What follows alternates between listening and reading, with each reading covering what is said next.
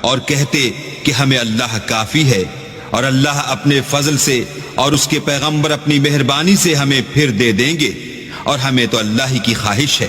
تو ان کے حق میں بہتر ہوتا۔ صدقات یعنی زکوٰۃ و خیرات تو مفلسوں اور محتاجوں اور کارکنان صدقات کا حق ہے،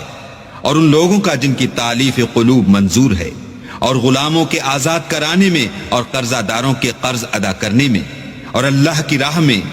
اور مسافروں کی مدد میں بھی یہ مال خرچ کرنا چاہیے۔ یہ حقوق اللہ کی طرف سے مقرر کر دیے گئے ہیں،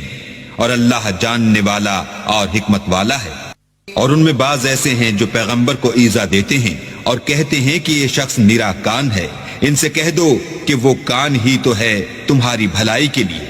وہ اللہ کا اور مومنوں کی بات کا یقین رکھتا ہے، اور جو لوگ تم میں ایمان لائے ہیں ان کے لیے رحمت ہے، اور جو لوگ رسول خدا کو رنج پہنچاتے ہیں ان کے لیے عذاب علیم تیار ہے۔ مومنوں، یہ لوگ تمہارے سامنے اللہ کی قسمیں کھاتے ہیں تاکہ تم کو خوش کر دیں، حالانکہ اگر یہ دل سے مومن ہوتے تو اللہ اور اس کے پیغمبر خوش کرنے کے زیادہ مستحق ہیں۔